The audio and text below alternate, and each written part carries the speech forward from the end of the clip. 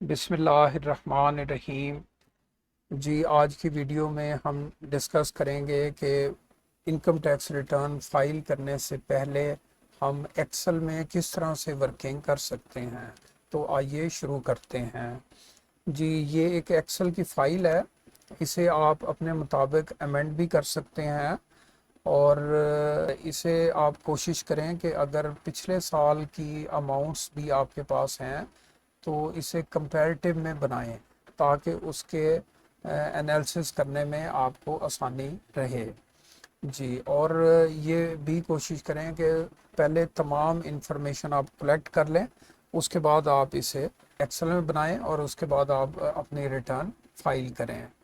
जी, तो हम देखते हैं कि इसमें मुख्तलिफ शीट्स हैं, जैसे ये वेल्थ है, कंपटीशन है, ये 7E है।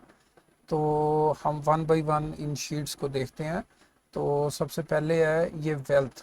जी, इसमें वेल्थ स्टेटमेंट की जो वर्किंग है वो की गई है। तो इसमें आप अपने एसेट्स वगैरह लिखेंगे और इसमें एक चीज़ और बड़ी ज़रूरी है कि इसका पीरियड आपने देखना होगा। जी, पीरियड जो भी आप साल कर रहे हैं, तो जो एसेट्स और लाइबिलिटीज़ हैं वो ईयर एंड की जो अमाउंट्स होंगी वो आपने एंटर करनी है, और जो इनकम और एक्सपेंसेस की अमाउंट्स हैं वो आपने ड्यूरिंग द ईयर की अमाउंट्स एंटर करनी है। जी, तो इसे हम देखते हैं। ये जो वेल्थ स्टेटमेंट है, इसमें आपके पास जितने आपके पर्सनल एसेट्स वगैरह हैं वो आप पहले लिखेंगे। कोई प्रॉपर्टी है, कैपिटल है, बैंक अकाउंट्स हैं, तो ये सारे आप टोटल एसेट्स यहाँ पर हो जाएंगे। और उसके बाद इसमें कोई लाइबिलिटीज़ हैं, कोई लोन है, क्रेडिट कार्ड वगैरह है, तो वो आप लिखेंगे।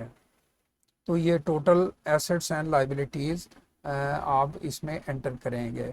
उसके बाद एक इसमें है पर्सनल एक्सपेंसेस। तो ये पूरे साल के दौरान जो जो भी आपने अपने ज़ाती अखराजात किए हैं उसकी अमाउंट्स यहाँ पर आएंगी। जी, उसके अगला पोर्शन होता है रिकन्सिलेशन ऑफ वेल्थ स्टेटमेंट। तो इसमें आप करंट ईयर है, प्रीवियस ईयर है, और इसमें जो अमाउंट्स आ रही होती हैं कि इनकम कितनी हुई है, तो ये रिकंसाइल होना चाहिए, क्योंकि जितने कोई एसेट्स वगैरह बढ़े हैं अगर, तो उसी हिसाब से इनकम भी अगर है तो उसे मैच करना चाहिए। और अगर ये मैच नहीं होगी तो ये अनरिकंसाइल्ड अमाउंट में ये रकम आ जाएगी। जी, आगे चलते हैं। आगे ये एक शीट है कंपुटेशन की। कंपुटेशन में ये ऊपर आप देख रहे होंगे, ये ज़्यादातर जो अमाउंट्स हैं वो दूसरी शीट से आ रही हैं, तो जिसे हम वन बाय वन करते हैं। जी, इसमें कंपुटेशन में ये सारी इनकम वगैरह हैं। इनकम वगैरह जब आप सारी ये शीट्स एंटर कर लेंगे तो यहाँ पर ये अमाउंट्स आ जाएंगी। जी, उसके बाद हम देखते हैं कि ये विद होल्डिंग ऑफ टैक्स है ड्यूरिंग द ईयर। जितना भी टैक्स हमारा किसी भी हेड ऑफ अकाउंट में डिडक्ट हुआ है तो वो आपने यहाँ लिखना है। यहाँ आप एडजस्टेबल लिख लें और यहाँ मिनिमम या फाइनल वगैरह लिख लें। जी, उसके बाद कोई एडवांस टैक्स आपने दिया है और अगर आप रिटर्न के साथ पे कर रहे हैं तो यहाँ पर आप लिखेंगे, और यहाँ पर नीचे अमाउंट्स आ जाएगी जो टैक्स पेएबल या रिफंडेबल है। जी, इसमें आप फर्दर इसके कोई डिडक्टेबल अलाउंसेस की कैलकुलेशन है, अगर कोई टैक्स रिडक्शन है या टैक्स क्रेडिट है, वो आप यहाँ पे लिख सकते हैं। जी, अगली शीट की तरफ चलते हैं। ये 7E है। 7E की कैलकुलेशन आप इस शीट में करेंगे, यानी जितनी प्रॉपर्टीज़ वगैरह हैं उसकी कॉस्ट कितनी है, FBR वैल्यू कितनी है, तो ये कैलकुलेट यहाँ पे टोटल आ जाएगा। जी, अगली शीट में चलते हैं जी। ये सैलरी है।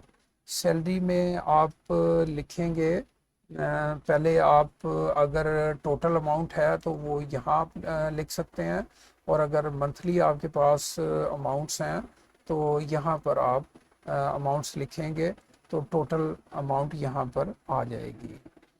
जी आगे चलते हैं। ये अगला टैब है जी प्रॉपर्टी का। प्रॉपर्टी में आप ड्यूरिंग द ईयर जितनी भी आपकी रेंटल इनकम है वो आप यहाँ लिखेंगे, और ये उसके कुछ एक्सपेंसेस वगैरह लेस कर सकते हैं आप यहाँ पर जी। और सैलरी की तरह यहाँ पर भी अगर आप मंथली अमाउंट्स यहाँ लिखेंगे तो ये टोटल अमाउंट ऊपर आ जाएगी। जी अगली शीट की तरफ चलते हैं। ये बिज़नेस इनकम है जी। इसे हम देखते हैं कि ये उसका प्रॉफिट एंड लॉस है। यहाँ सेल्स वगैरह लिखेंगे, और बाकी डायरेक्ट एक्सपेंसेस हैं, और उसके बाद ये एडमिन के एक्सपेंसेस हैं, यहाँ पर आप लिखेंगे। उसके बाद अगर कोई पिछले सालों के लॉस हैं तो वो एडजस्ट आप कर सकते हैं जी। उसके बाद ये बैलेंस शीट है, और बैलेंस शीट में आप ये जितने भी उसके हेड होते हैं वो यहाँ लिखे हुए हैं, और इसकी वर्किंग जो है वो नीचे दे दी गई है। यानी ये ब्लू कलर बैकग्राउंड है तो इट मींस कि ये कैलकुलेटेड अमाउंट है। मिसाल के तौर पे इसे आप हम देखते हैं C94।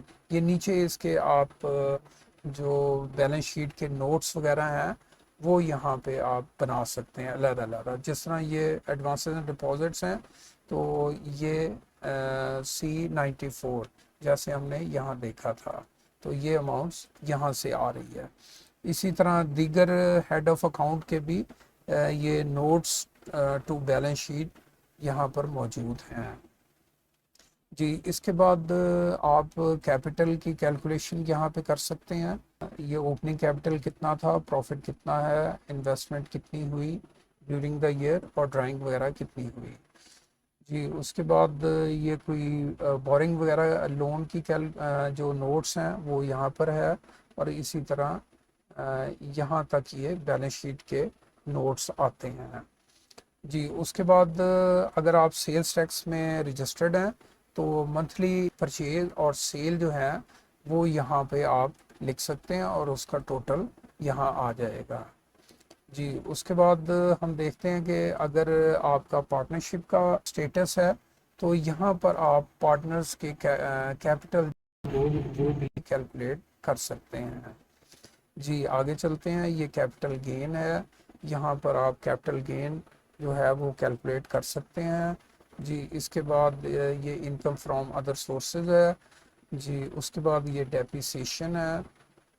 ये अमोर्टाइजेशन है, ये मिनिमम टैक्स की कैलकुलेशन है, ये प्रेजेंटिव टैक्स रिजीम की कैलकुलेशन है जी। उसके बाद अगर कोई आपके फॉरेन इनकम है या एग्रीकल्चर इनकम है वो आप यहाँ पर लिख सकते हैं जी। ये एक डॉक्यूमेंट्स हैं कि कौन कौन से डॉक्यूमेंट रिक्वायर्ड होते हैं इनकम टैक्स रिटर्न के लिए, तो ये आप नोट कर सकते हैं।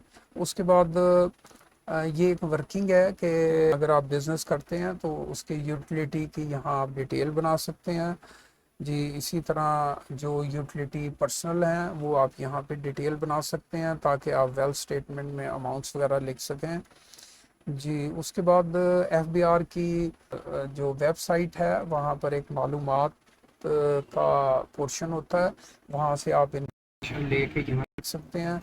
इसी तरह एक MIS का पोर्शन होता है, वो सारा डाटा आप यहाँ कॉपी कर सकते हैं जी। उसके बाद हम देखते हैं कि ये एक कैलकुलेटर है, इसमें आप जो है अपनी इनकम के हिसाब से टैक्स को कैलकुलेट कर सकते हैं। ये सैलरी इनकम का है, ये बिजनेस का है, और ये कंपनी वगैरह का है। उम्मीद है आपको ये वीडियो पसंद आई होगी। वीडियो देखने का बहुत शुक्रिया। अल्लाह हाफिज़।